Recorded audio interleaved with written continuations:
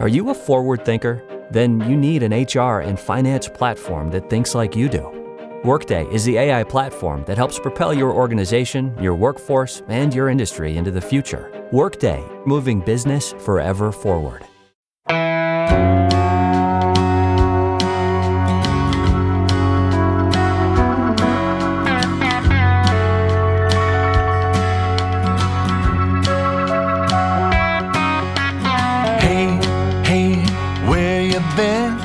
Buckeye Talk is about to begin. Hey, hey, hey, come on in.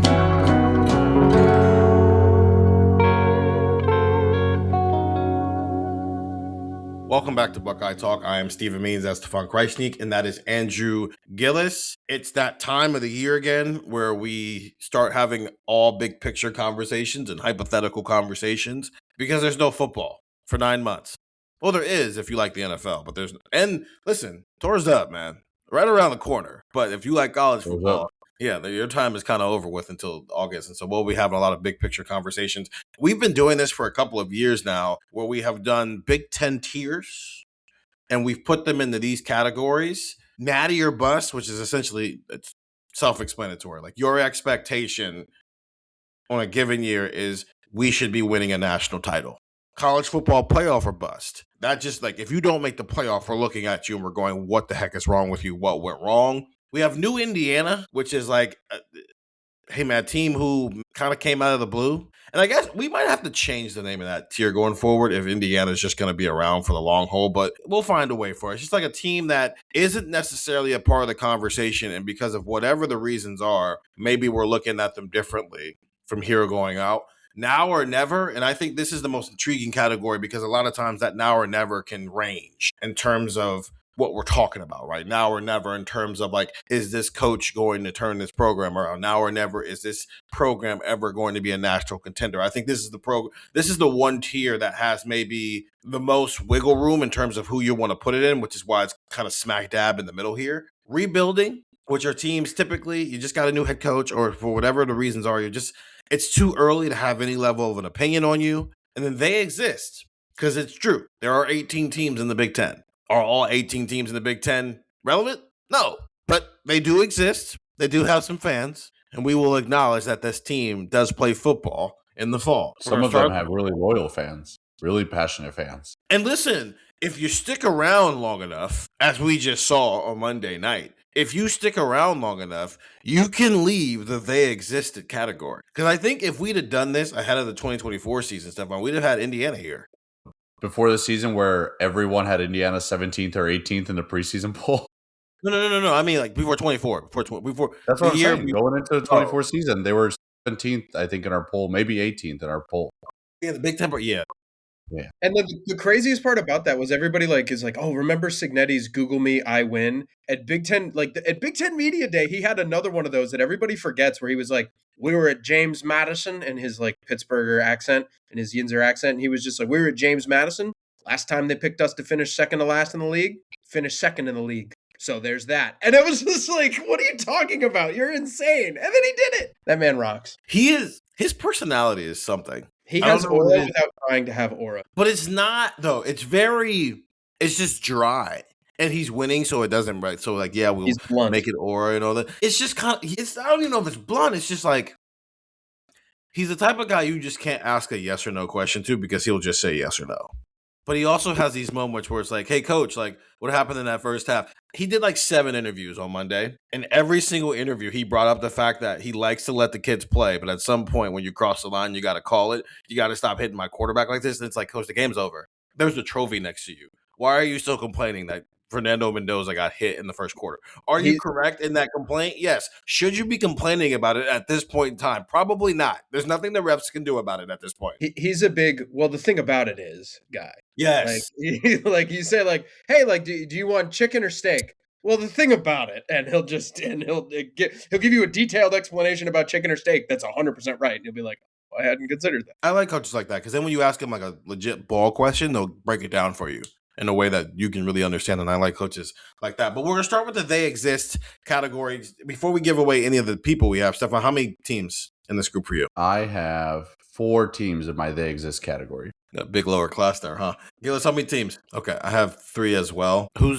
And I told Stefan and Gillis to also like rank them within these groups. That matters not as much in some of these categories. I think in the number 1 category and the last category, it does matter because we're almost like insinuating something in terms of where their standing is and having conversations.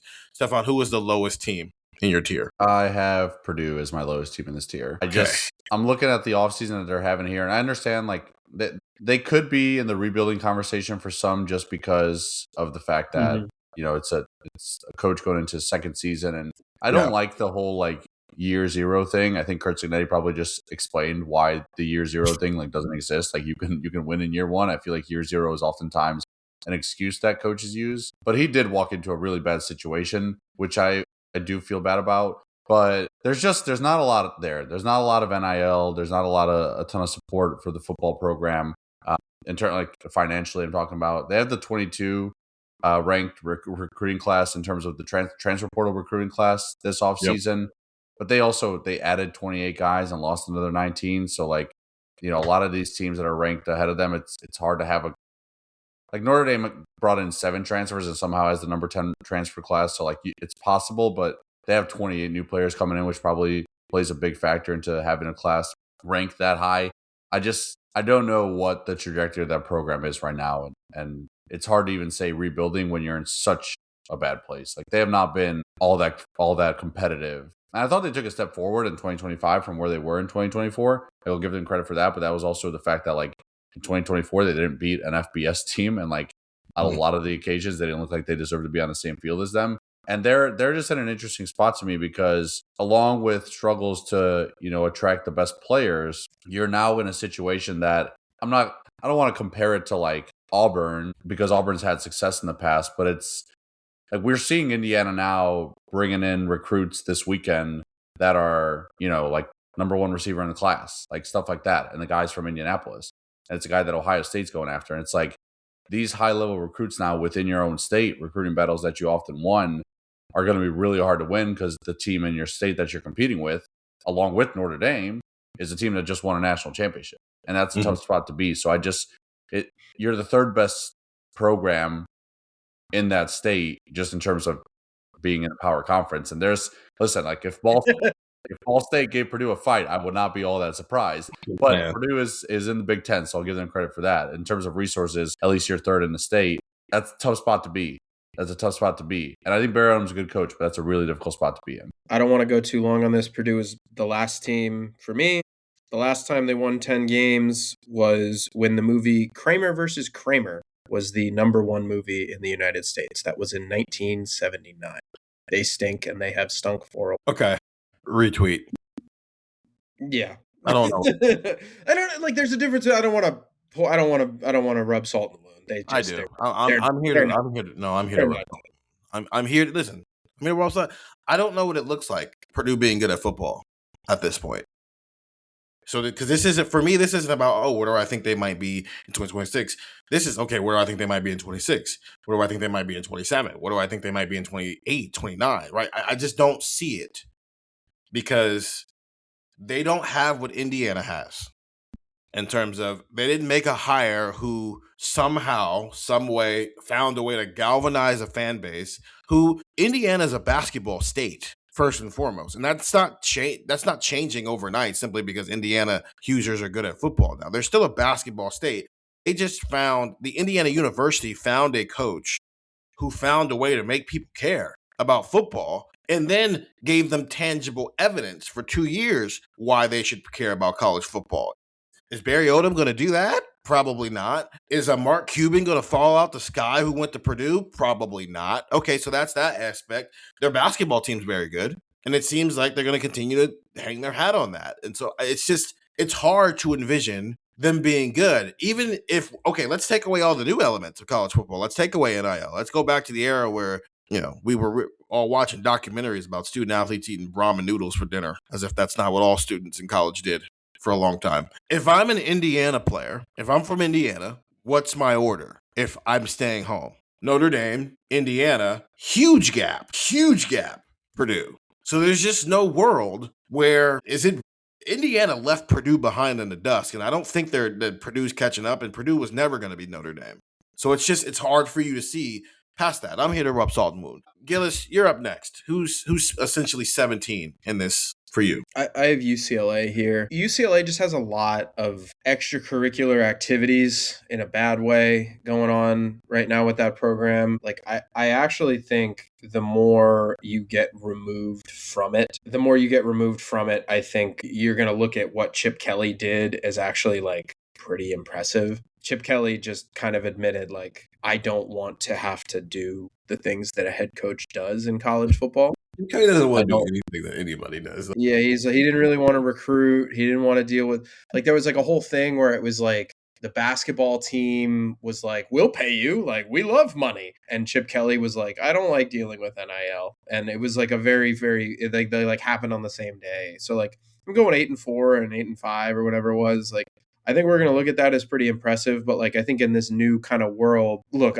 we could be here for 45 minutes. I remember we did this the last time. There's a lot of really interesting conversations about UCLA that I'm just fascinated in that are not for a Buckeye Talk conversation. But like the board of trustees mess that they've had, the school is not doing great financially. Like, I don't think that they're a big ticket item. Like, how many people in LA, their first thought about sports is college sports, and how many people in LA go to UCLA first, right? Like they're talking about moving out of the Rose Bowl. Like there's a lot going on there for a program that's not very good. And I think they are just going to kind of be down for a while because the money's not there. The fan support's not there. It's not a great situation. And this is somebody who would love UCLA to be good. I would love UCLA to kind of be, 8, 9, 10 wins and give another West Coast option, but I just don't think that that's feasible. Stefan, are you in lockstep with them? I'm not. I don't have UCLA in my they exist category. Okay,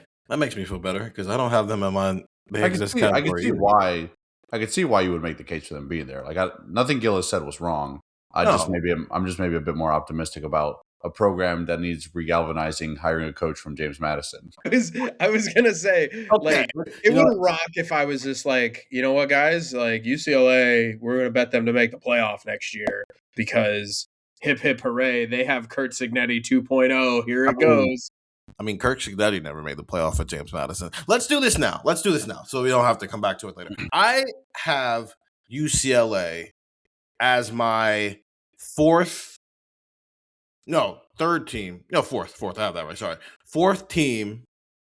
No, I can't count. As my third highest ranked team in the new Indiana category. So they're 10th overall for me, Stefan.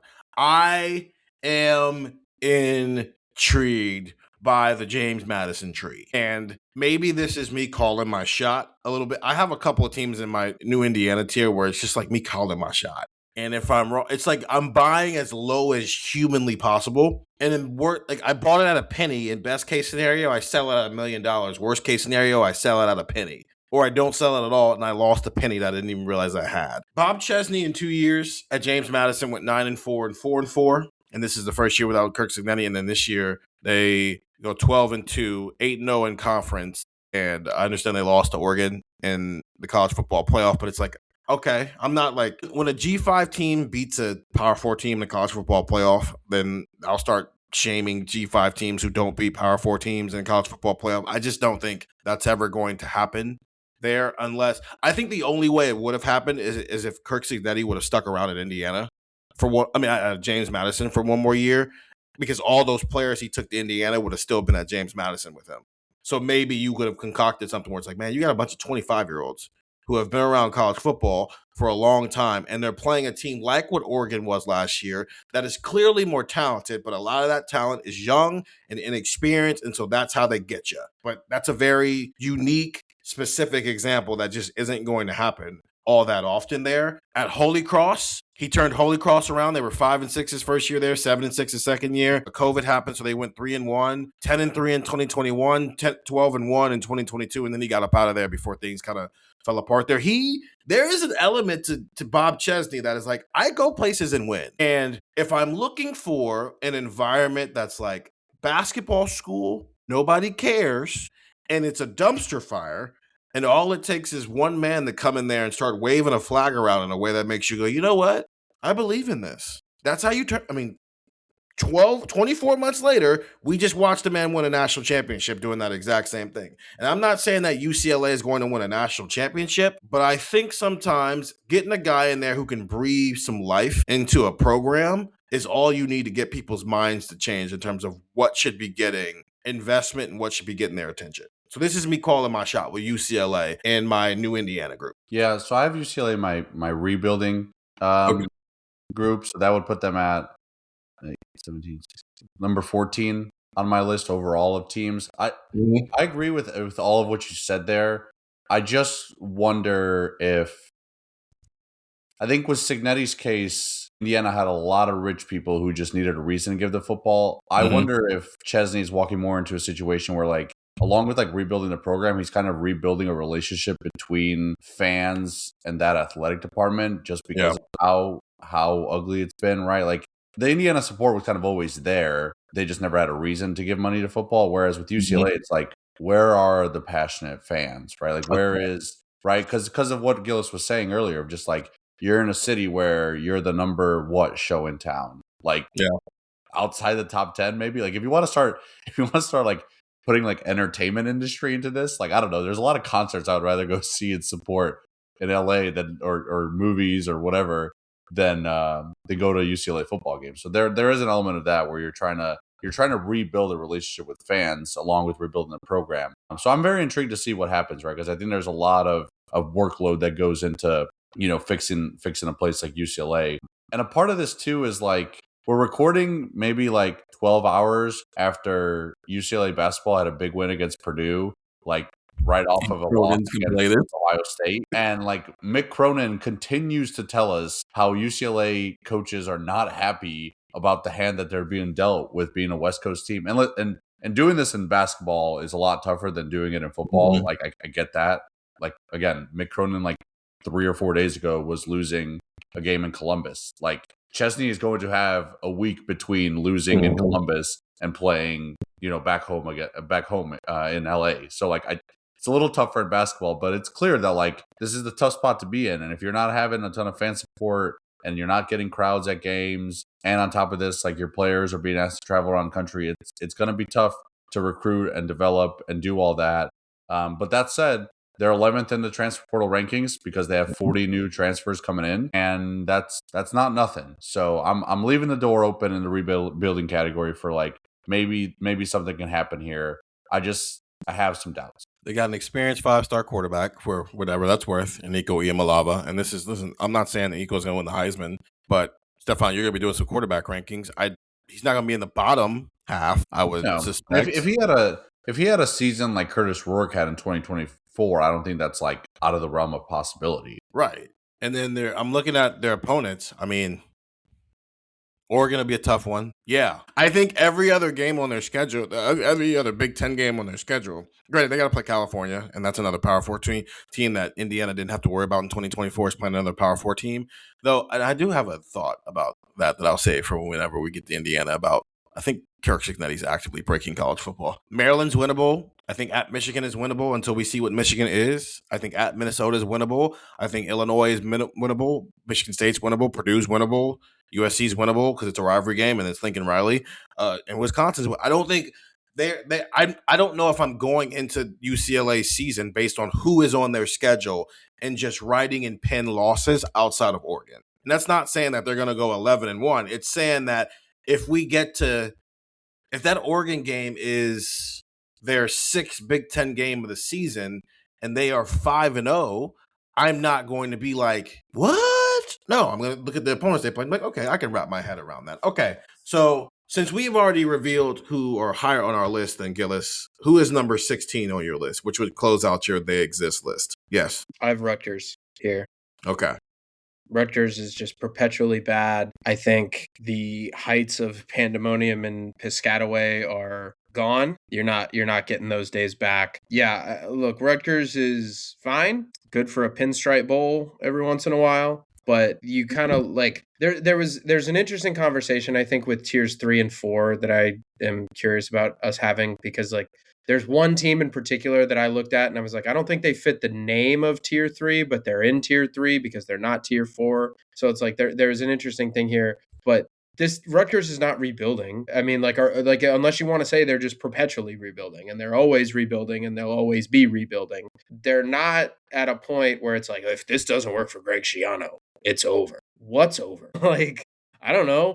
So yeah, they're just not very good. They're a 500-ish team every year. They will win 2 non-conference games a year.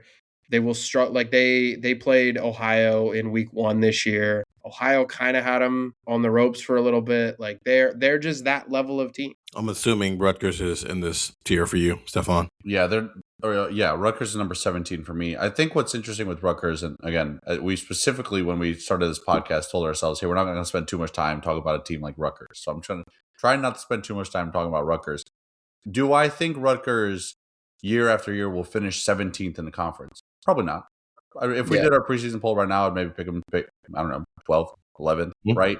That's not, they're hanging out at 12th, knowing they're never going to be like top 5, right? Like, would I be like, there's going to be teams in my top 6, top 7 that I'm like, will the bottom fall out one year and they finish, like 7 and 5 and it's not a particularly great year? Sure.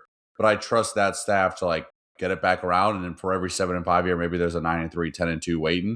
I just don't really know what the direction of Rutgers is. And that's why they're 17th here for me, because that's almost a worse place to be, right? Mm-hmm. Like a category where it's just like, I'm not exactly sure what to expect from you outside of being mid. So that's why I have him at 17th, just in terms of this conversation. Again, would I be stunned if UCLA, who I have at 14th, had a much worse season than Rutgers in 2026? That would not surprise me at all. I would maybe even project that to happen. But I'm kind of projecting long term that UCLA at least has some semblance of like what direction they're trying to go with a new coach. Whereas with Rutgers, Schiano's had some. I think Schiano's a good coach. He's had some awesome years at Rutgers. I thought him coming back to Rutgers for a second time was good. Like, think about where Rutgers was when Greg Schiano took over. However many years it was now. Yeah. Where, like, I covered a game in 2019, I think it was, when I was a student at Indiana, where Indiana blew the doors off Rutgers. And that's what you knew was going to happen. And that was a okay Indiana team. That was like a Gator Bowl Indiana team. Rutgers had 1 passing yard in that game. They had 1 single passing yard. I think the first play of the game was like a strip sack, scoop and score. Like Rutgers was literally like an FCS program playing in the Big Ten when Greg Schiano came back. So like, credit to him. They're not that anymore. I just wonder if he was the coach to like get them back to like not in the basement. And maybe it's time to have someone who can take them beyond that. And that's a tricky spot to be in, because I bet there's a lot of fans that don't want them to get rid of Schiano.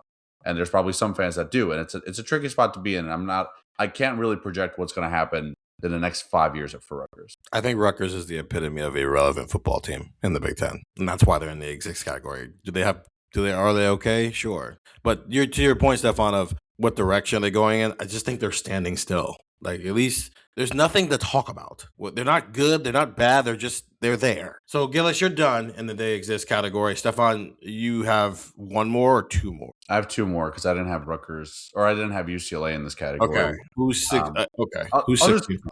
I'll just give you my 15 and 16. I'll just give you both. Yeah. I have 15 Maryland in my they exist, and 16 Wisconsin in my they exist.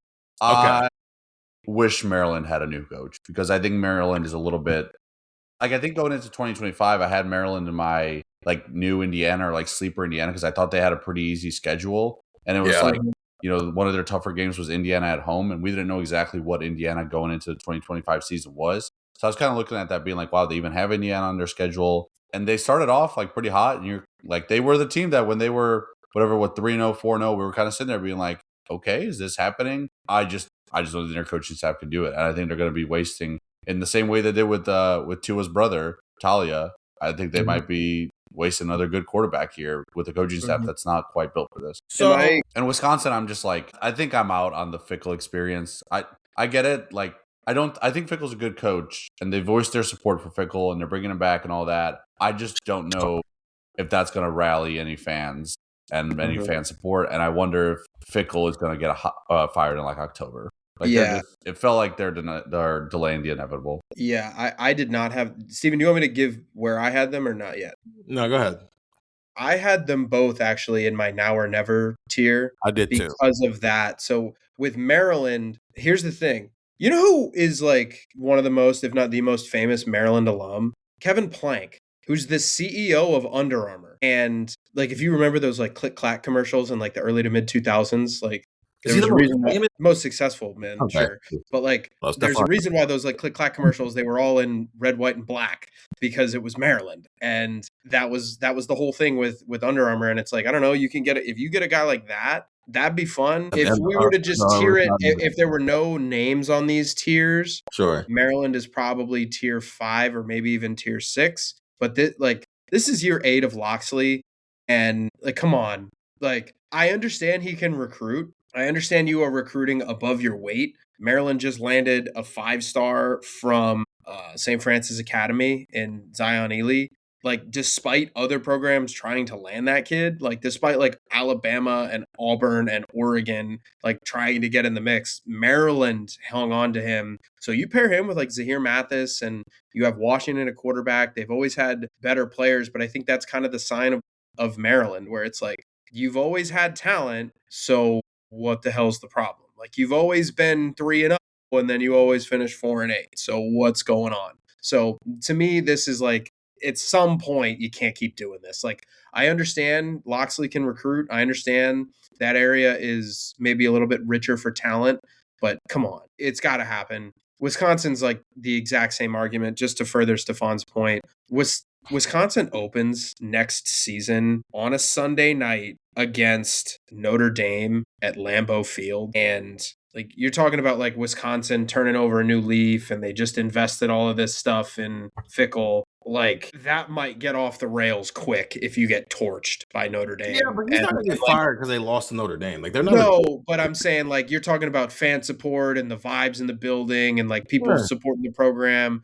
Like, you lose that game 42-10. It's not great in Madison. Sure, it's not great now, but I think whatever optimism you have about, hey, they're adding a bunch of new money to the roster and maybe this is different and they got a quarterback who's successful at the lower level and maybe they can turn something. Oh, wait, they're down 28-0. Like that, the vibes can tank on the first weekend of the season. Yeah, but does anybody think that game's going to be close? No, but if Wisconsin loses by 14, I think Wisconsin fans are feeling pretty good about it. What do we think they're going to lose by, like, in that game?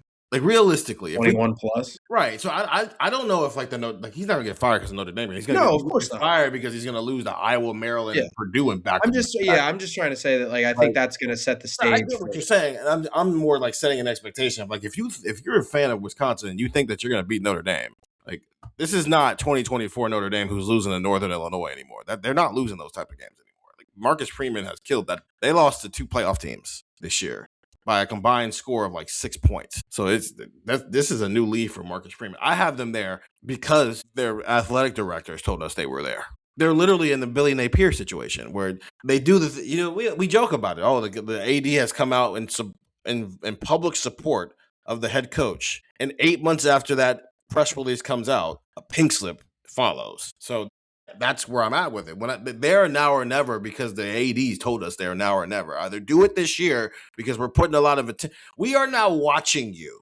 They did a thing when Urban Meyer first got back to Ohio State. ESPN did. It was like a training camp days thing. And there's a point in it that always sticks out of my head where he's yelling at a player and he goes, "Look at me. You are officially being evaluated right now." That's not a good thing. When a coach has to go out of his way and yell at a player and go, "I'm officially watching you," which means whatever you do for the X amount of time is going to fundamentally decide how things are going to go for you here. When an AD comes out and says, "We are in full support," that means that you have my full attention and I'm watching everything you do.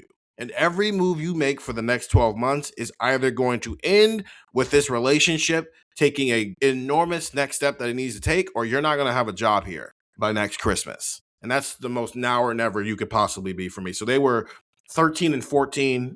But more importantly, they were like the last 2 teams and the 3 teams I have in the now or never tier. So those are my list so far. I've got one more team in the they exist list, but we've gone 30 minutes and we need to pay some bills real quick. So we're going to take a quick break and then close out here on Buckeye Talk. I had that dream again. My small business needs to hire, but I don't use LinkedIn, and I hire wrong. So our orders get all backed up. We're drowning in paperwork, then actually drowning, careless fighting off sharks with a stapler, and pirates are pillaging the office copier, and then I wake up. Don't let hiring nightmares ruin your dreams. LinkedIn Jobs' new AI assistant goes beyond the resume, using unique insights to deliver a smarter shortlist. Post your job for free at linkedin.com/quality. Start hiring today with LinkedIn. New Year, same extra value meals at McDonald's. So now get 2 snack wraps, plus fries, and a medium soft drink for just $8. For limited time only. Prices and participation may vary. Prices may be higher in Hawaii, Alaska, and California, and for delivery. And we're back here on Buckeye Talk. Stephen Means, Stefan Krajisnik, and Andrew Gillis running through our tiers. We're kind of all over the place. If we had a live show for this, you'd be able to visually see it because Brent's very good at that. But we're just kind of running through this time around. I think at the end, we'll run through where we ranked everybody. I have one more team in the They Exist list, and they are in this list because they invested 2 years into a 5-star quarterback, and that quarterback decided he'd rather go be a backup somewhere else. So I put Nebraska here because I'm not what is Nebraska holding on to? They have I think the worst recruiting class in the Big Ten. They got a quarterback coming in, Trey Taylor, who I think is a really good quarterback, but he's a true freshman, and I don't know if he's going to be a day one starter, and I don't know if that's enough to hinge on anything. You have the worst recruiting class in college football. Like a month and a half ago, you were complaining and talking about how it's hard. I was rebuilding from scratch. We all can't be Indiana. Indiana's not supposed to be Indiana, dude. I'm just going to be real with you. If we had to pick a team from the Big Ten 2 years ago, right now, we're on this pod. Stefan, you weren't here yet, but if you had been here, we're doing this pod, and we go, yo, there's a team in the Big Ten who has been dormant, and they are about to take a gigantic step, and they're going to be holding up a trophy in 24 months. Let's take your shot and pick a team. You'd be picking Nebraska. 5-star quarterback, who is like a legacy kid. Matt Rule has done this before in terms of turn some offenses around. Nebraska has a rich history, and it's like Nebraska is back. Because we're living in the world of teams are back. The U's back. Anything is possible. If Indiana can do it, Nebraska, you should be able to do this, Matt Rule, and you haven't done it at all. And now the guy that we're supposed to hinge a lot of the hope on, if you're a Nebraska fan, he'd rather go be a backup for a dude who's supposed to be in the NFL draft right now. That's like you're just here now. There's nothing for me to hope on. And they went 7-6 last year, and they lost in the Las Vegas Bowl. They lost every possible game where it could have gone either way or the other way for the most part. And I'm not sure if you're a Nebraska fan what you're supposed to be excited about with the Cornhuskers right now. So that's why I had them. They're my final team in the They Exist category. I have them higher, probably a little bit higher than you would expect. So I'll wait because that's like 2 tiers later that I'll talk about them. Okay. Where'd you have them, Gillis? I had them. I think Stefan and I might be in lockstep. So okay. You guys have more hope in Matt Rule than I do. Okay, we can move on to rebuilding. I have one team in my rebuilding tier. I have 2. Okay. My one team in the rebuilding tier is Michigan State. And it's because it's you know what? It's a rebuild I can believe in, but I can't believe in it enough to go Indiana route with it because their schedule is kind of difficult. Mm-hmm. And so I don't know if you can galvanize with like an 11-1 season the way he did. I don't even know if you can galvanize with a 9-3 season, but we've seen Pat Fitzgerald do this at a program with a lot less investment at Northwestern. So I think he's a really good coach. I think Michigan State got a steal in getting him, and I think he's getting there at the right time where his in-state rival school is again having to figure out what the heck is going on. And I think in the meantime of trying to figure that out, if Pat Fitzgerald gets this thing off the ground over the next 24 months, I think we could be living in a world where it's like, who are the top 6 teams in the Big Ten? And Michigan State is amongst them once again because Pat Fitzgerald figured out how to do this. Yeah, I thought that was the right hire for Michigan State to make because, like you said, they have a tough schedule coming up. It's going to be, they're not going to have an 11-1 type of season to really rejuvenate their fans and kind of push. But it's a lot easier to buy in to a 6-6 year one or 5-7 year one if your coach is someone who's done it before, right? Whereas you were talking about Chesney at UCLA earlier, or even Kurt Cignetti at Indiana. Like if year one for Indiana was 5-7, you're looking at that saying like, all right, this is 5-7 with a coach who hasn't really done it at this level yet. Michigan State fans can say, okay, that's 5-7, but this is a coach who knows what it looks like in the Big Ten, knows what it's like to win in the Big Ten and have some successful seasons. I thought it was the right hire there. I know, the off the field stuff, it accompanies, the hiring of him. Yep. Whatever side of it you're on, I know it's kind of a complicated situation. There's been lawsuits going around back and forth. But he's a guy who's won in the Big Ten, and he's a guy who I think can rejuvenate a fan base, even if they don't necessarily have a huge year one. So I'm really interested to see what happens there. But I have them in rebuilding as well. I had them as my only team alongside UCLA, UCLA, in this tier. Okay. Yeah, I had Michigan State, and then fittingly with Pat Fitzgerald, I had Northwestern as my other team in rebuilding. Look, I think one of the things that's important, I'm glad Stefan said this, I think Big Ten teams are going to get hellbent, and not just maybe Big Ten teams, maybe teams across the country are going to get hellbent on this idea of Curt Cignetti did it, so that means I can do it. Okay, there's a reason why when they won, people said, this could be a movie. Because I'm going to be real with you, Northwestern turning into a 9-3 program every year would be really great. Like, that would be a really great step forward for them. It's just, it almost feels impossible. And I think Michigan State and Northwestern are kind of rebuilding right now. I know Northwestern's going into the third year of this. I don't want my cautionary tale to teams would be, don't think that Curt Cignetti is possible every year and you're going to win a national championship in 2 years. Like, is it an option? I guess maybe possible is the wrong word. It's possible because he did it, but you need a lot of other factors that are maybe out of a coach's control to go that way. And it worked for Cignetti because I think he's the best coach in college football, and that's great. But rebuilding can mean you go from 3-9 to 6-6, and then to 7-5, and then to 8-4, and then you're like, you know what? Something's good. Something good is happening here, and progress is being made. So I have those two teams on my tier.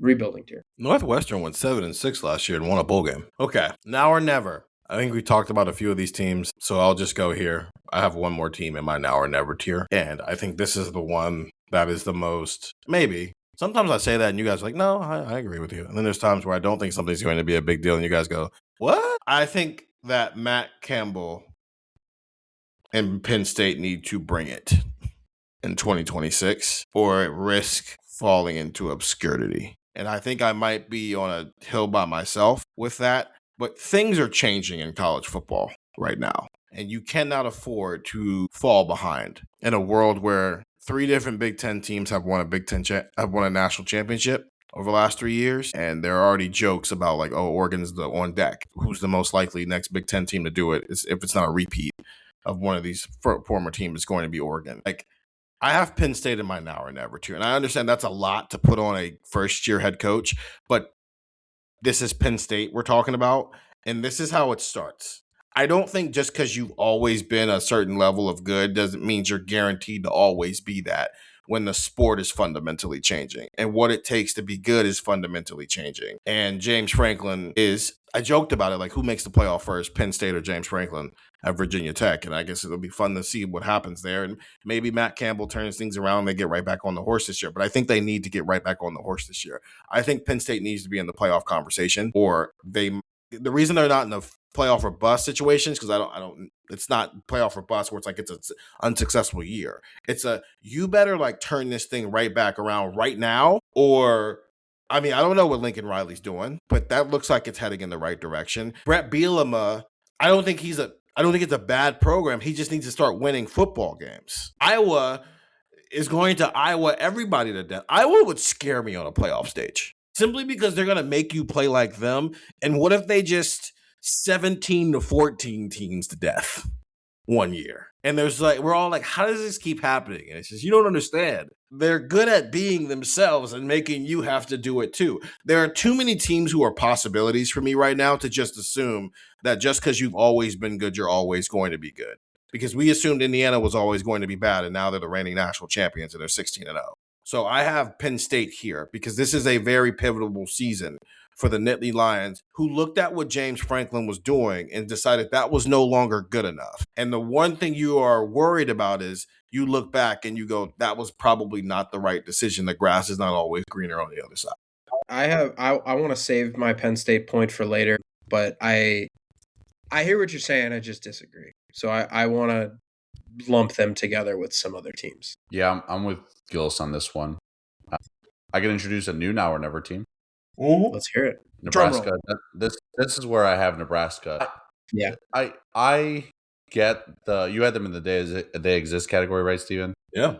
I get the argument you made there. I'm wondering if there's an element to this that so much was relying on the shoulders of Dylan Raiola that quietly moving on from that could maybe rejuvenate some life into the program of just like, okay, not every conversation starts and ends with Dylan Raiola, and maybe you have a better team as a result of that.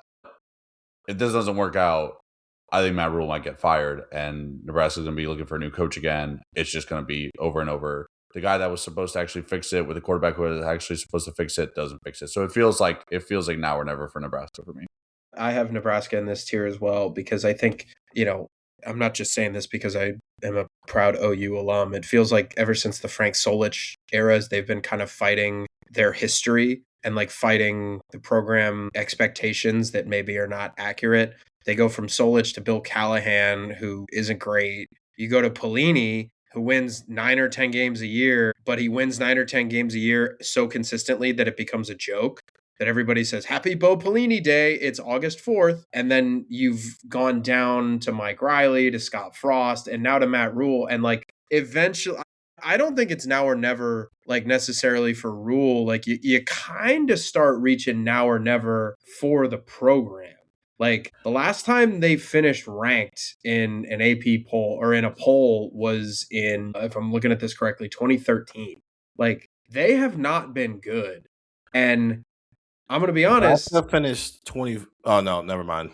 It's yeah, you're correct, actually. Yeah, like 2016, they were 10th as a high. Yeah, and then 2012 was the last time they were ranked in a poll at the end of the season. They were 20. Yeah, like the 2013 might have been the coaches poll, but like either way, like that's what we're talking about. And like I can only hear so much. Oh, don't worry, they've got the fan support. Oh, don't worry, people still love Nebraska football. And like that's true. Like, go look at Nebraska games. Like, there's that stat, like, becomes like the X most populated city in the state on game days. And like, all those things are great and all those things are cool. And people still love the history of Nebraska. And people still talk about those 90 teams and 95 teams and whatever. Like, all right, cool. I love talking about that. I love the history of college football. That's why I do this. But like, how much longer can we do this with Rule? But then at a certain point, how much longer do you go, well, you hired the guy who can rebuild a bunch of programs and he didn't. And then you hired the guy who was the hometown legend and he couldn't fix it. And then you hired Mike Riley and he couldn't fix it. And then you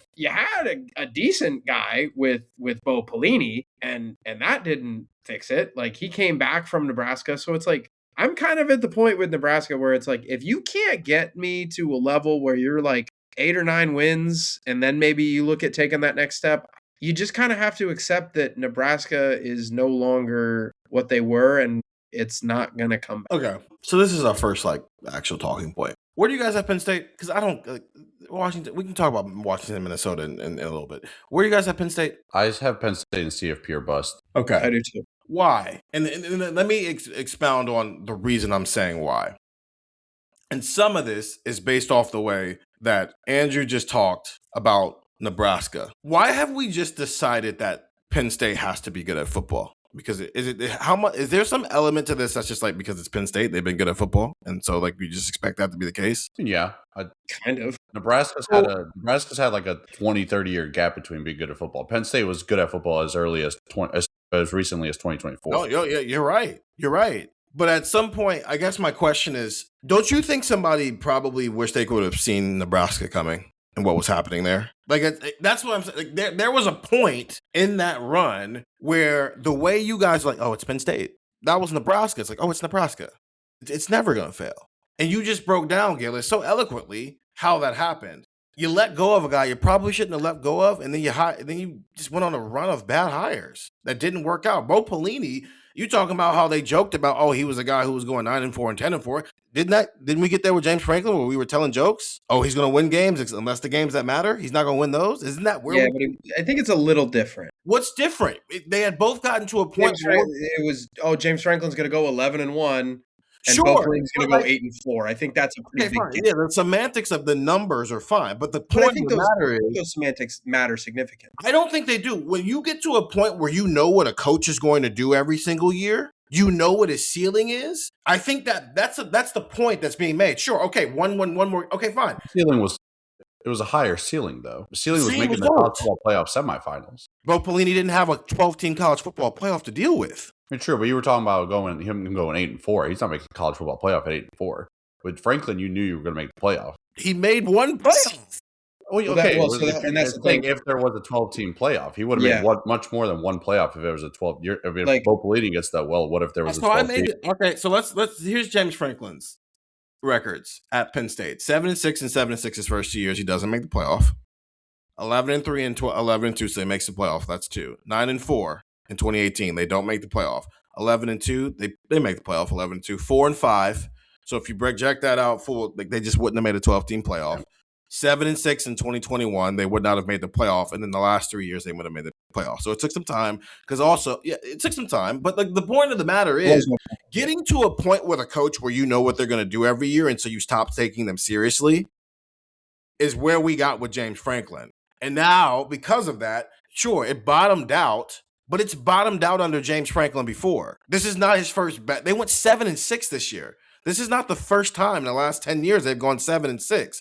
It had just reached the point where it's not only is it bottoming out, but you're also not winning games at the top. So at some point as an AD, you're looking around of, okay, well, we're bottoming him out again. And you also don't have any faith that it's ever going to get better than what the highs were. So you move on. I've reached a point, again, I said this before, it's at some point we got to have some foresight. And everybody's not going to be good in the conference. And if there's new teams who are entering the conversation, that means teams have to leave the conversation. Everybody can't be CFP or bust, just like everybody can't be Natty or bust. So if Indiana is now in this seat and Lincoln Riley, who we haven't even gotten to yet, but I'm sure he'll probably show up in the CFP or bust category for most of, like how many Big Ten teams are supposed to be CFP or bust? I have 4 that are CFP or bust, or 3 that are CFP or bust. It's not like I have. I have 6. I just think the Penn State thing, though, there were years where it kind of bottomed out a bit, but throughout James Franklin's stretch, outside of the first couple of years, where I think we can all admit he walked into a pretty impossible situation, even at a good program, historically good program. Year 0 existed there. Yeah, that was a very difficult situation. But once he got past that. Whether it got to the level that it needed to get to or not, the expectations still were CFP or bust. After he won 7 games, the next year the expectation still was CFP or bust. And more often than not, they would have made the CFP under these circumstances. I have them in my CFP or bust category because, they're a good program and all, history and all that. I think they got a good head coach. And I think they got a good quarterback. And I think they have a very favorable schedule to where they can make the CFP in 2026. I think all the pieces are there still for Penn State to be good. Sure, could it go wrong and they don't? It ends up bottoming it out and they end up being the next case of Nebraska or whatever it may be without really truly reaching Nebraska levels, I guess, under James Franklin. But it's certainly possible. I just think it's going to be all right. I think they're going to be fine. I think they still have the resources and are going to have the talent with a good coach to be okay. I think Rocco Beck might be their best quarterback since who? We talk about the struggles under James Franklin was a lot of times you didn't have the offense, you have the quarterback and the receivers. Well, I think you've kind of got the quarterback here. So I'm open to the idea of Penn State still being CFP or bust, at least projecting over the next 5 years or so. Could we have this conversation in 2030 and it's wow, man, things really dropped off for Nebraska the last time we did, or Penn State the last time we did these rankings? Yeah, I mean, anything's possible. I don't think so. I think Matt Campbell's going to do all right at Penn State. I think he's going to be fine. Yeah, I think there's that. And I think, if you look at Penn State's schedule, they do not play Ohio State. They do not play Indiana. They do not play Oregon. Their toughest game, depending on what you think of these 3 teams, it's at Washington, it's at Michigan, and it's home against USC. And that USC game, if I had to bet, is probably going to be the whiteout. So it's you get a whiteout game against USC. There are no gimmies, I don't think, on Penn State's schedule because of that. I would have to go look and see if they play Purdue or somebody. But they're not playing the type of schedule that they did in 25 where they had Ohio State, Indiana, and Oregon on the schedule. I feel like a 9-3 season where they're kind of comfortably floating between unranked to 18 after the year that they just had in first year Matt Campbell, where you just took 40 transfers. If you show signs of competency, I think even that, you're going to get to a level where it's Penn State going into 27, people are going to be back on board again. I think, that's not CFP or bust going 9-3. I think it's CFP or bust for them this year, to be quite honest with you. That's what I'm saying. I think that's totally fair. I think that's a totally reasonable thing to look at their schedule and say you should be 10-2. You just said that they should be in your CFP or bust category. 9-3 is bust. And James Franklin could go 9-3 this year. Like what? That's what I'm saying. What's if they go 9-3 this year? You don't think James Franklin could have gone 9-3 this year? I think James Franklin would probably go 12-0 or 11-1 with this schedule. Then why didn't he go 12-0 or 11-1 with this past year's schedule? Because it was a hell of a lot harder. Because they had to play Ohio State, Indiana, and Oregon, and they don't have to play those teams this year. He was the preseason number 2 team in the country. Yeah. With a returning veteran quarterback and a bunch of vets. I mean, to be fair, he also did not coach the Indiana or the Ohio State games. He only coached one of those games. And he lost it at home. He lost to Oregon in overtime, yeah. Do you think Penn State made an improvement at head coach? No. I think they did. I think Matt Campbell's a good coach. I don't think they did. I don't think they did. I think they made a lot. I think it was, at best, lateral. Like, Matt Campbell went 72-55 at Iowa State with 1 10-win season. Like, it's not like I am not blown away by the high. And Gillis, maybe you agree, maybe you don't. I didn't walk away from this like, yeah, you definitely needed to move on from James Franklin to go get Matt Campbell. What's funny about this, I think if you were to say, Andrew, what do you think the best hire of the 2025-2026 coaching cycle was? Seriously, I think it's James Franklin to Virginia Tech. Yes. But I also think that Penn State had tapped out with what James Franklin could do, and there was I think there's a dividing line there. Part of that too is Virginia Tech. You're saying James Franklin for the fit. If it was James Franklin to Florida, you would not be saying that's the best hire. 100% correct. If James Franklin got hired at Michigan, I would be like, oh God, that's hilarious. So I'll say this. Of the schools so if we're going to talk about schools who are in the stratosphere of what Penn State is and that job is, I think Whittingham at Michigan is a knock it out the park hire for what his like role is supposed to be over the next 2 or 3 years here, while Michigan gets its act together off the field just as much as it is on the field, right? I've been thinking about that a lot. This idea of like college football has always been this. There have always been these teams. There's always been this. And it feels like it's changing. And who is maybe at the mercy of that? Maybe that's not even the right way to describe it, but I've been thinking about that and I almost want to write it at some point going in the next year of, listen, you're like walking on shaky ground. Like you're not as firm as you think you are. And I think Penn State is living in that world. I think Florida State is living in that world. Miami escaped it. Like Mario Cristobal, I've been joking for 2 years, the Miami boys and all that stuff. He did it. We're here now. We can take Miami and Mario Cristobal seriously now. But there's a lot of teams who are historically good football teams where you look back on history and you're like, man, we were historically good too. Nebraska was a really good football team who thought it was invincible. They thought they're Pompeii, literally. Like that concept of like you thought everything was sweet and then a volcano erupted. And you haven't bounced back since. And of the big three in the Big Ten, historically, Ohio State, Michigan, and Penn State, which one do I think in the next 5 years, if I go, this team's not going to be around in the way that they were once around? If I had to pick one, I'm picking the team who just fired their coach because he was good but not enough. And sometimes when you fire a coach because he's good and he's not enough, yeah, you can take that next step. You can turn into the Golden State Warriors. You get rid of Mark Jackson, you get Steve Kerr. Sometimes you can make that decision. You're the Chicago Bulls, where you move on and you still haven't gotten back. The thing that I would add, I don't want to go Penn State for. I didn't want to take the shot. It was just the first one that came to mind. I'm sorry.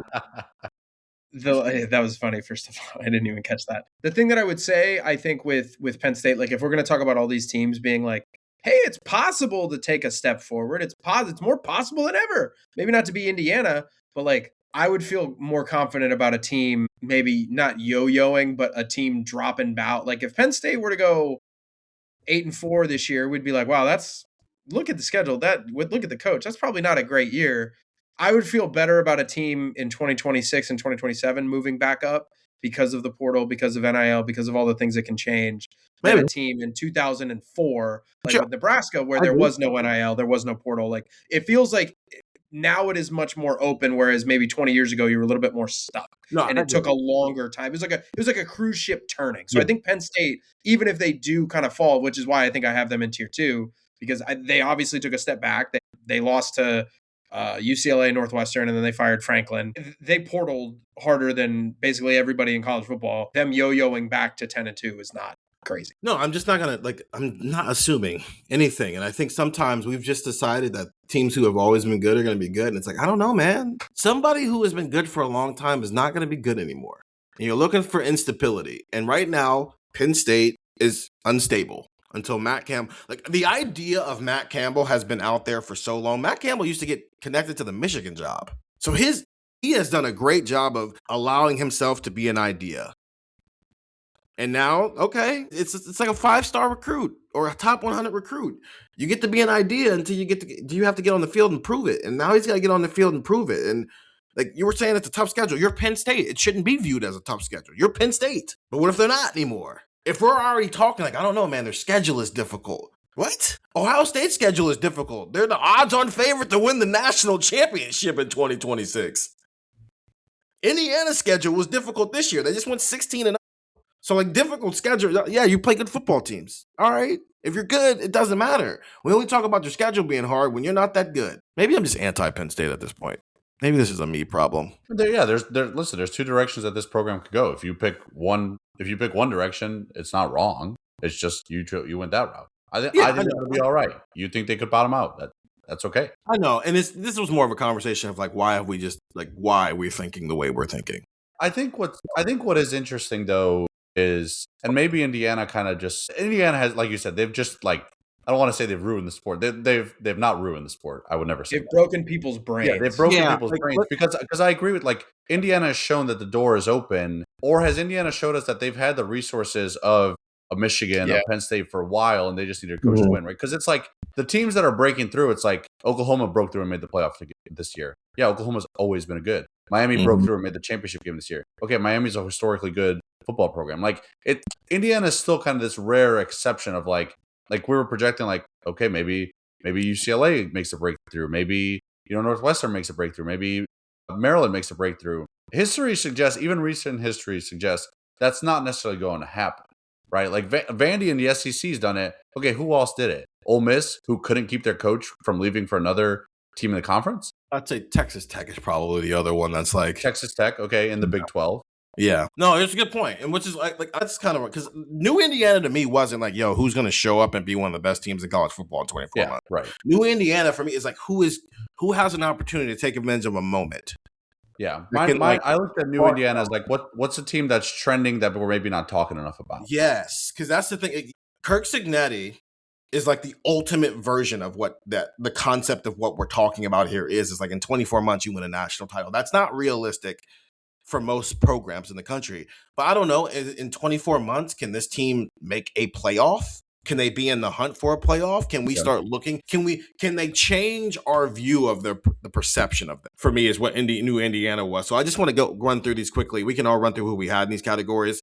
I had Minnesota just because we're looking for who might have the resources. Minnesota's a big PJ Fleck there's already a floor for what that is. Can he get the right combination of guys in place and make something happen? Minnesota, it's not like Minneapolis is a small city. I mean, Anthony Edwards is thriving in Minneapolis right now. So I think it's possible for Minnesota to do it. Doesn't mean they're going to do it. I just think it's still possible. I still have hope in that idea. And PJ Fleck's a really good coach. Washington, kind of the same way. This is a big city, Jedd Fisch. It was interesting last year. And I felt like last year wasn't something program wrong. It was just you lost some football games where a couple of plays go this way or that way. You win those football games. Can you win those football games in 2026? I already talked about UCLA. That's my long shot one. I have Northwestern here because it sounds like they're investing in David Braun. They're getting new facilities. They got a new stadium they're building.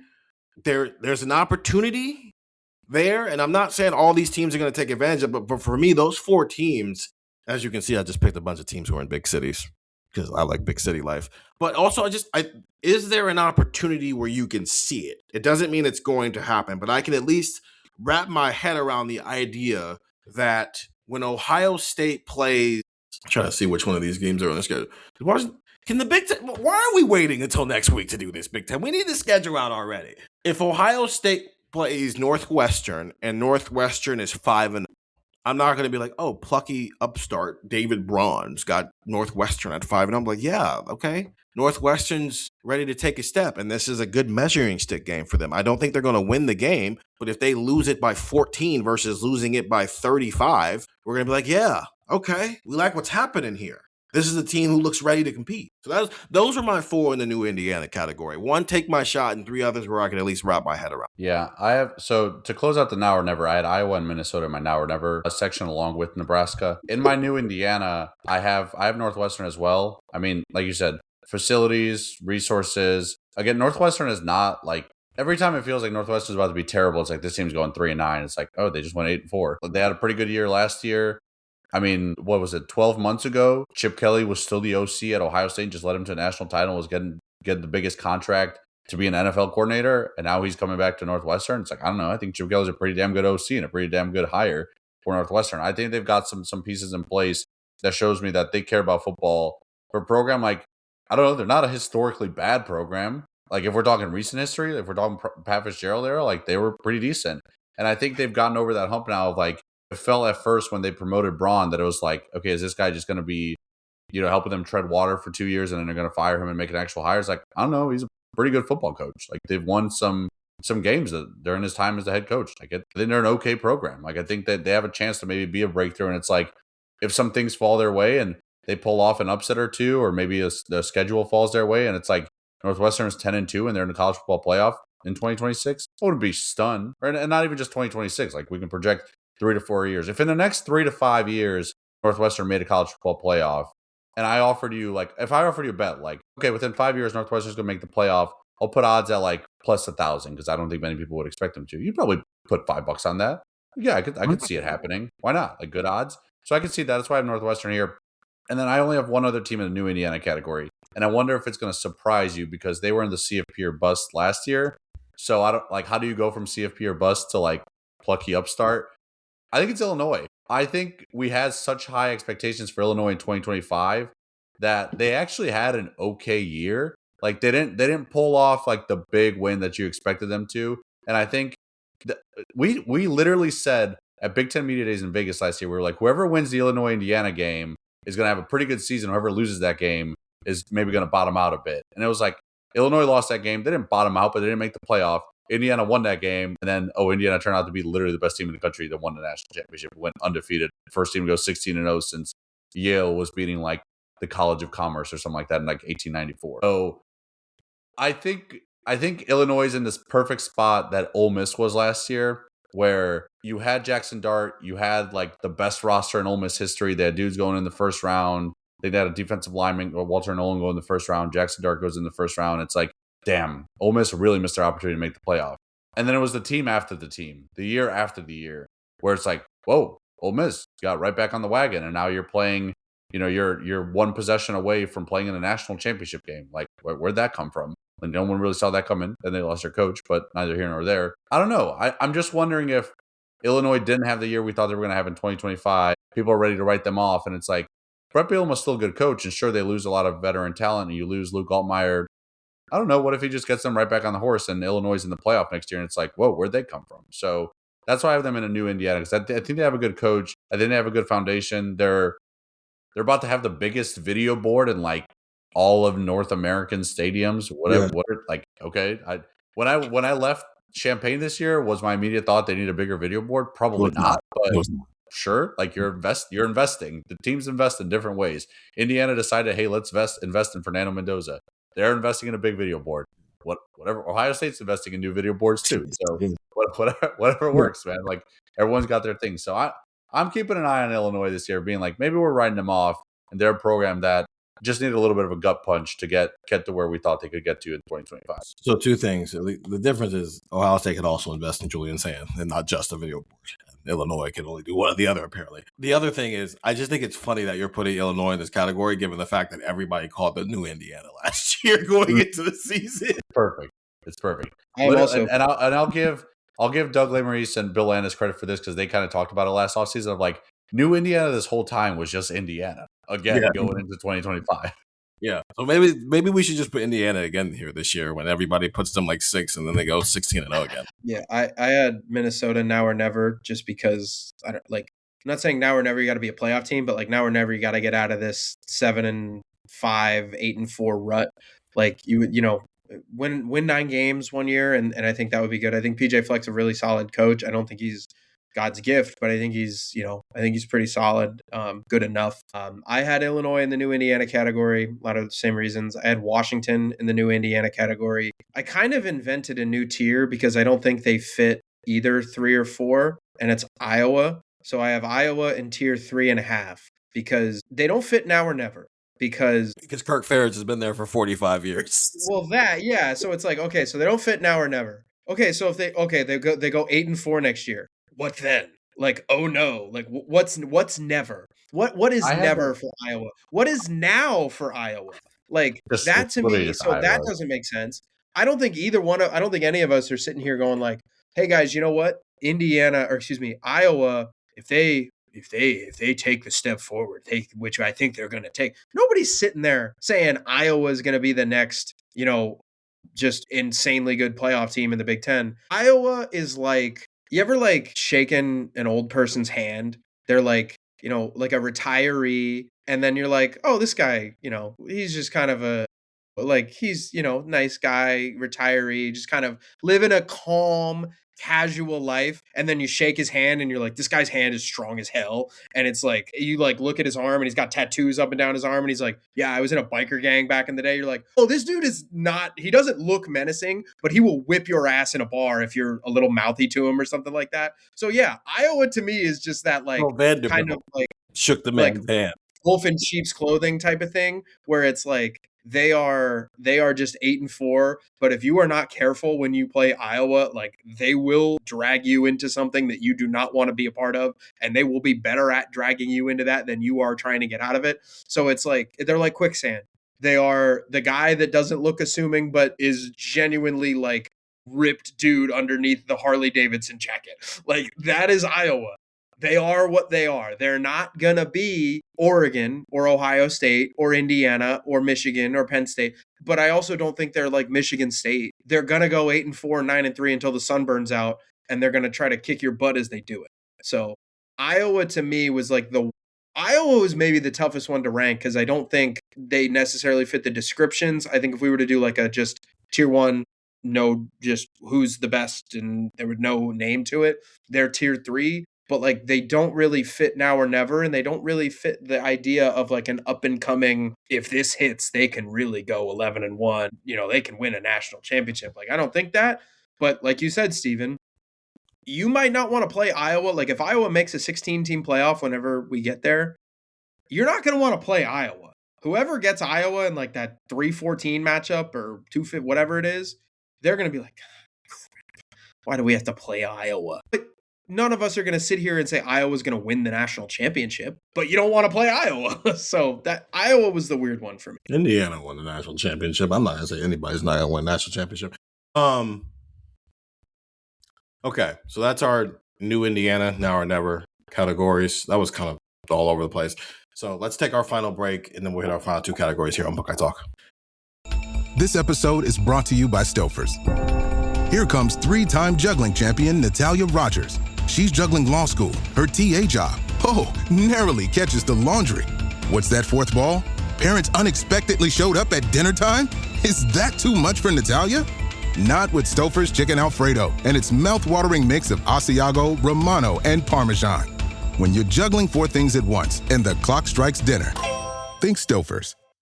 And we're back here on Buckeye Talk. Stephen Means, Stefan Krajisnik, and Andrew Gillis, our Big Ten tiers. We'll try to do this more organized next time. I think next time we do this, I'm just going to run through each team and we can say which tier they're in so that we're not all over the place with stuff and people don't feel like they have to save things. Here's what we're going to do for the CFP or bust tier. I'm just going to say where I have them, and you can say you have them here or you don't. Because if you have them here, it's probably for the same reasons I have them there. If you don't, then they were probably lower because there's probably only 3 teams in our Natty or bust tier, and that's a conversation. And I would rather spend the last 15 minutes of this pod discussing that versus running through why we think some of these teams need to be in the seat because they're just kind of self-explanatory at this point. Gillis, you said Iowa for you was in this new made-up tier that you came up with, while you're 3.5. While Stefan said they were in now or never. I have them in CFP or bust because like every year it's like, can you just win one more game, please? Can you stop losing the random game in November, please? But also, I think they might be prime example of a team who might benefit from now everybody's come around to the idea that the Big Ten's better than everybody else. I think they had the most important non-playoff win for the Big Ten because of how they beat Vanderbilt. Regardless of the score was, they were whipping their butt for 60 minutes. And it's funny that's why it's funny, Gillis, the way you talked about it. It's like, yeah, Vandy was the loudmouth little kid who was talking a bunch of junk with their quarterback. I think Pavia went on a pod and was talking a lot of junk about Iowa specific using. He scored 14 points. You beat Iowa. He is the example. And what happened when he got on the field with Iowa? So that's why, Indiana and Ohio State and Michigan winning national championships. That's great. The middle class of the Big Ten beating the middle class of the SEC that everybody thought was playoff worthy, and being the reasons for why Greg Sankey's like, I think we deserve 8 teams in the playoff. Petiti can now talk like that. He's not, because he's going to worry about the business side of things and making sure we have 55 million teams in the playoff every single year. But he could if he wanted to. Illinois, you guys talked about, I had him in this tier because I had him in a new Indiana tier last year. I can't put them there this year because it's, again, another team where it's like you win 1 or 2 extra games, you go into the playoff. Like, essentially, if you beat the playoff teams on your schedule, you're going to make them. Michigan, I'm assuming we all have here. I mean, they were a win away from the playoff this year. And I understand they have a new coach, but Kyle Whittingham's a better coach than Sharon Moore is, and a lot of that talent is still there. They held on to a lot of that talent, which is good for them. One Michigan team lost their marsh this offseason. The other one held on to theirs. USC, I think that what's understood doesn't need to be explained. It's time, Lincoln. You need to be in the playoff, and you need to win a playoff game. We live in a world where Dan Lanning won a playoff game before Lincoln Riley. Lincoln Riley at USC, I think, is the most CFP or of the teams that I think you could possibly have here. I think Lincoln Riley is the most CFP or bust, now or never. It is much more, this had better happen for you soon, because otherwise, what are we doing? But this is the first year that he's been at USC where I felt like if you're a USC fan or a booster or media person, where you could hold him to that standard of it is a failure if you don't make the playoff. I mean, to be fair, he did show up and have Caleb Williams, and then there was, I know, like Caleb was Caleb, but even then, like, that's all he had was Caleb Williams. Then, like, they did not. He is right in saying he had a lot of things to fix at USC. He had things like pre-NIL era that needed to be fixed. They needed new facilities, and they're building one. I think it's supposed to be done by this summer. So, like, yeah, Caleb Williams is great.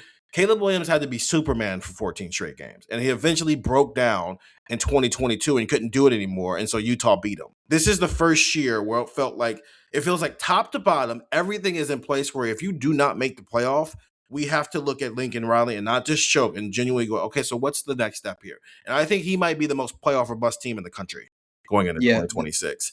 Let's move on. Go ahead. I don't want to spend too much time on USC. We move on. Oregon is number 3, correct? In the top tier. In Natty or bust, yes, correct. Okay. Yeah. All right. I just wanted to hear people say it. I wish what do Jimmy you mean by people? I mean, I was kind of surprised you didn't put Oregon in rebuilding. Why would I do that? They're a good football team. You thought Dan Lanning was the 7th best coach in the college football playoffs. I was like, he's going to do something. He's going to have Oregon way down. And every reason why I had him as the 7th best coach in the college football playoff played out. You had him behind Joey McGuire, who he beat. His team is significally better than Joey McGuire. Not the point. You had him behind Joey McGuire. Joey McGuire is not supposed to be there. He is. That's the difference. Like, I don't know. I'm sorry I hold him to high standard because they've been recruiting like heck for the last couple of years. Stop getting blown out in the playoff. Ironically enough, Indiana beat 2 teams that did, like, Dan Lanning's also gotten blown out by another playoff coach before. Not just Ryan Day. So, sorry that. Anyway, would we have Oregon in this tier if Dante Moore wasn't coming back? If we were just doing this for 2026 and not just a projection, would we have him in this tier for 2026? Yeah, because they still went out and they got Raiola as their quarterback. Okay. Like, Raiola would have been in the mix as well. And, like, there's a level of buy-in, like, quite literally with that roster. Like, everybody talks about their money. Like, there's a level of talent on that roster that is important. Like, DeCorian Moore's coming back. Offensive line should get better. Like, as we're doing this, Jordan Seaton hasn't made a decision, and I know Oregon's pushing hard for him. That dude's going to go to LSU. Yeah, I'm not saying he's going to Oregon, but I'm like, I think Mateo Uiagalelei is coming back for another year. Yes. There is a lot setting up, quarterback aside, that I think you were kind of looking towards 2026 anyway. Yeah, I think Dante Moore coming back if we're talking about, if Lincoln Riley's the most, you need to make the playoff or else in the country, Dan Lanning might be you need to win the national championship or else conversation. I know that's a hard bar, but it's also like, dude, you're being blown out and this is the talent you have. You have to do it. The only reason I asked that question is now that we've seen how this plays out, it sounds like Dylan Raiola knew Dante Moore was coming back, and he was coming here to do what Dante Moore did with Dylan Gabriel. And if that was always the plan, would he be at Oregon if he didn't know Dante Moore was coming back? And then what would their quarterback situation look like? Yeah, I wonder if they would have gone out and got someone better than Dylan Raiola if they actually need someone to start in 2026. Right. That's what I'm saying.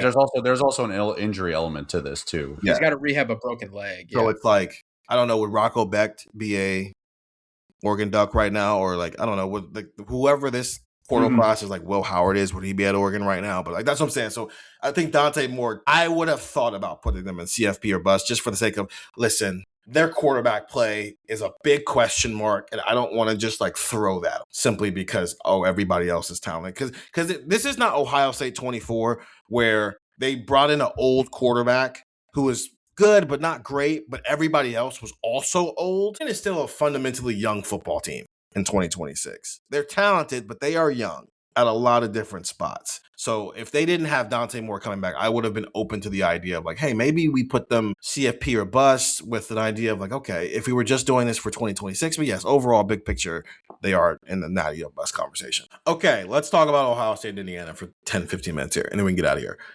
So Cignetti and Day are 1-1 against each other, and both of them have won national championships the last 2 years. And both of them the last 2 years have seasons where their only losses came to teams who played in the national championship game. So there is if we did this right now, we probably would say Cignetti is number one very easily because he's the reigning national champ. But even then, I think you could have the conversation.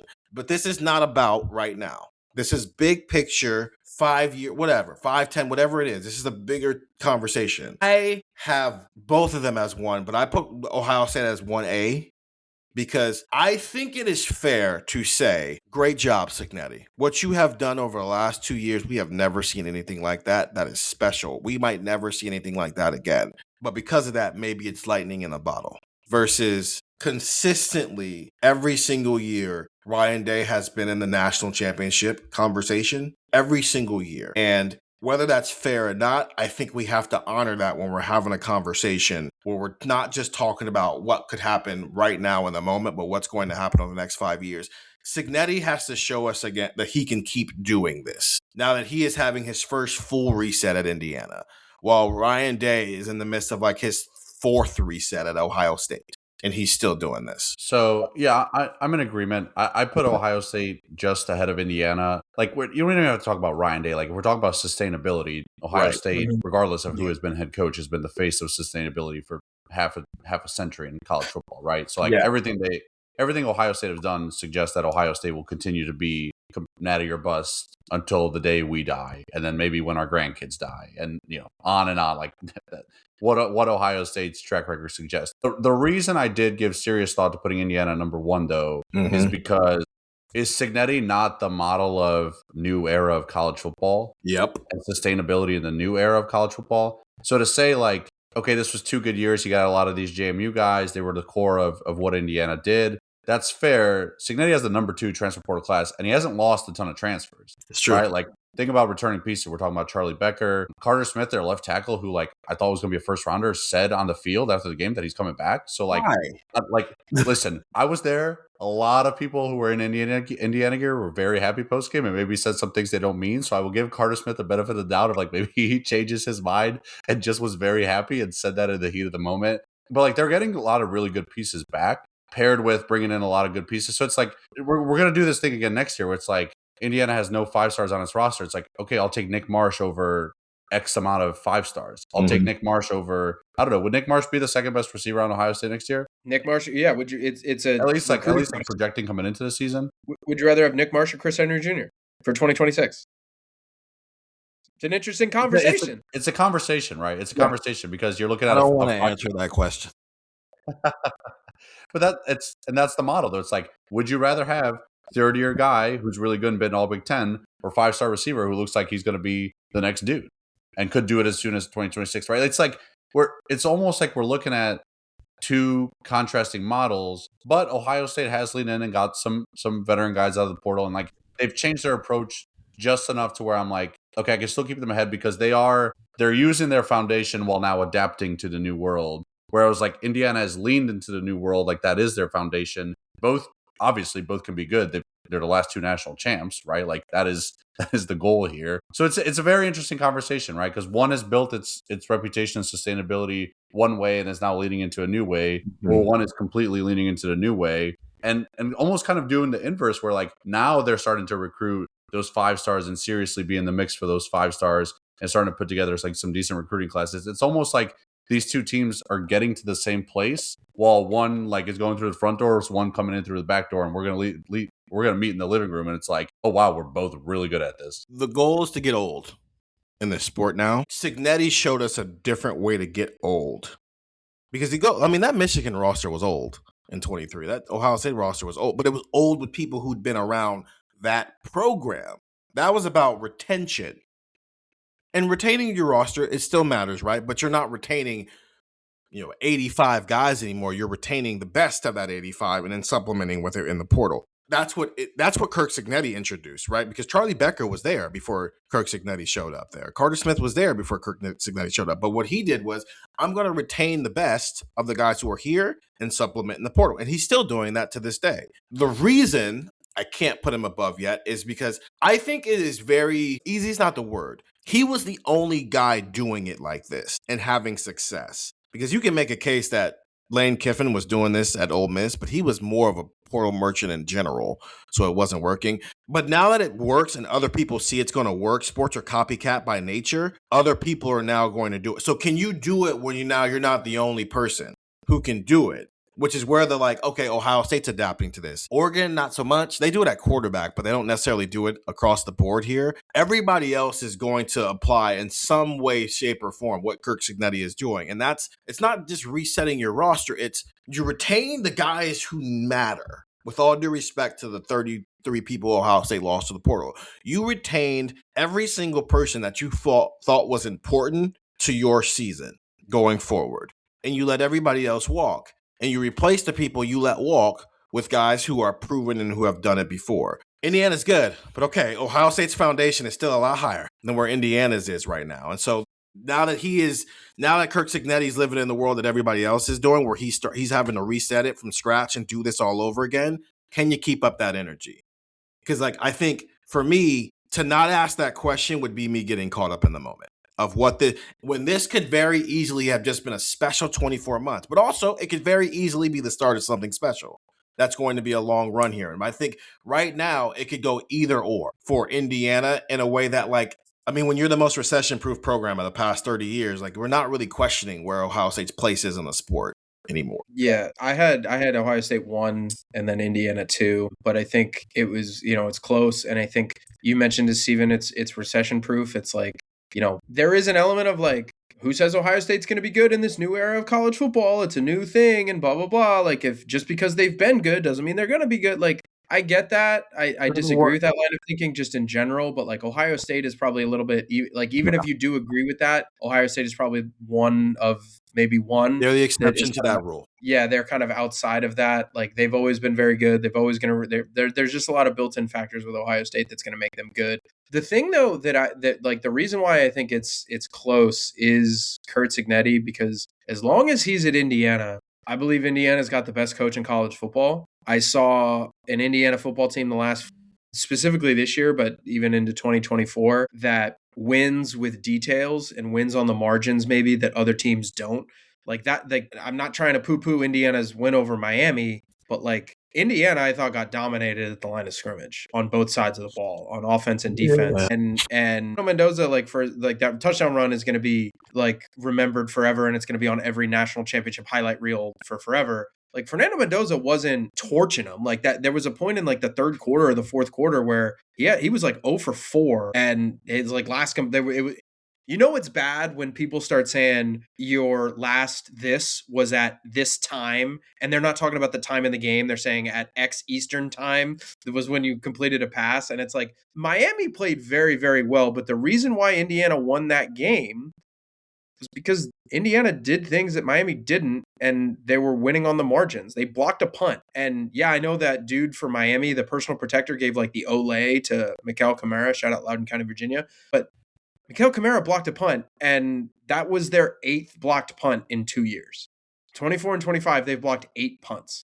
Indiana was like the least penalized team in college football, and that was why it was so shocking to see them commit, a handful of penalties against Miami. Indiana doesn't turn the ball over. Like, how many times have you looked at Ohio State and went, you know what? They won that game because their special teams were better than another team's special teams. Like, how many times have you looked at Ohio State and went, they won that game because, wow, Ryan Day had the greatest scheme in the world. I'm not trying to poo-poo Ryan Day. He's a top 3 coach in college football. But it's like, Indiana did this in a different way, and Indiana didn't do this. Like, look, did they have very, very good players on the team? Yes, and I think the NFL draft is going to show how highly these players are thought of, and like dudes who get paid to do this for a living circles. Like, there's going to be a lot of NFL draft picks coming out of this Indiana team that, so what? They didn't have the 5th star or the 4th star. But there is an element of like Ruben Bain and Akeem Mesidor are different. And Indiana was able to kind of coach around that and scheme around that. So as long as you got that dude there that's leading everything, that's winning with scheme, that's winning with details, that's winning in his way, you'd better be in this category. You'd better be doing this. I was asking this question. Curt Cignetti wins the national championship at how many schools? Probably more than Indiana. Like, if you plopped him in on March 1st and said you are now spring practice and then you get to go coach a team for 2025, Ohio State, Oregon, Alabama, Georgia, Texas, Notre Dame, US, any program you want, Curt Cignetti's winning. How many coaches are winning at Indiana with what he did? And when you have that guy, you should be natty or bust every single year for as long as he's leading your. I guess we'll see. I'll ask this, though. Ohio State goes to Indiana on October 17th. We all have Ohio State over Indiana. You guys have 1-2. I have 1A, 1B. I just want to make that abundantly clear. If Indiana wins that game, do we switch our order? Depends, I think, for me on what – it depends on maybe the prior couple of weeks. Like, is Indiana – are they both undefeated? It's a top if Ohio State had lost to Oregon at that point, then maybe. It's a top 10 matchup. I would not.